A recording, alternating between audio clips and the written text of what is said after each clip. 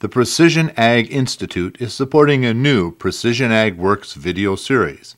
Our goal, to highlight successful strategies that are improving efficiency, stewardship, and profitability on the farm through the use of precision agriculture technology. Take a good look at this harvest scene. What's different about it? If you look closely, you'll note that the tractor pulling the wagon is running on bean stubble between rows of corn. You might also spy a longer than usual grain auger on the combine. And if you look very closely as the tractor goes by, you might notice there are no hands on the wheel. These are all clues to Iowan Clay Mitchell's entire cropping system. We visited Clay on one of his busiest days as he worked to finish harvesting 2 fields before an Iowa rainfall settled in. There was no time to pose for photos. The real neat thing about intercropping in this system is that it's really 2 very different technologies coming together at the right time, which is the biotechnology and the production technology. And without either one, this would be a lot more difficult. Certainly would cost something more to do. Mitchell intercrops his soybeans and corn, 12 rows of corn, 24 rows of soybeans, and all of his equipment is compatible with this crop combination formula. Precision ag and biotechnology are critical to this system.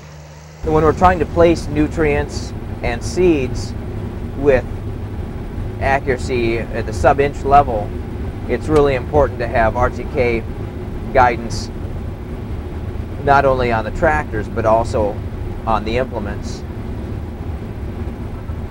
So we have auto steering systems on all of the machines that go in the field, the sprayer, this combine, the tractors, and the planter and fertilizer applicator. So the first operation that really takes place here is the root zone banding of fertilizer. We place our granular P&K and anhydrous ammonia all in the root zone at about 8 inches.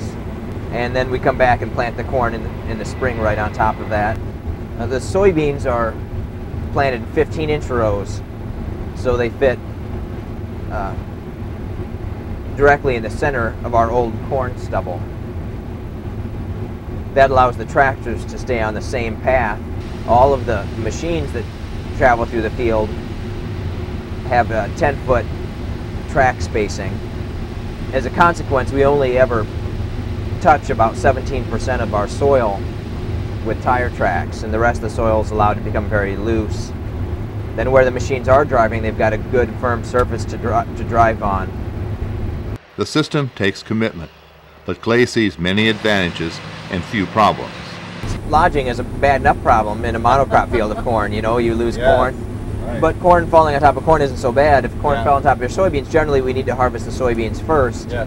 And there we'd be afraid we'd really lose the benefit of the system. Right. In fact, that concern hasn't really proved valid for a couple of reasons. One is that the outside row of corn, without having as much plant competition and receiving more sunlight, tends to be shorter and much stockier. It actually will resist wind better than what the inner rows will do. And so when we do see lodging, like you can see right here, you'll see the outside row standing very well, and the inner rows will be the ones that are leaning. It just doesn't have to compete, so it doesn't have to grow tall. Right. Is that right? It can be And the stalks will be stockier. a lot thinner too, yeah. Our little combine chat is the tip of the iceberg when it comes to the Mitchell Farm Innovative System. Watch for more in this series, Precision Ag Works. If you have a good story you would like to share, contact us at precisionag.com.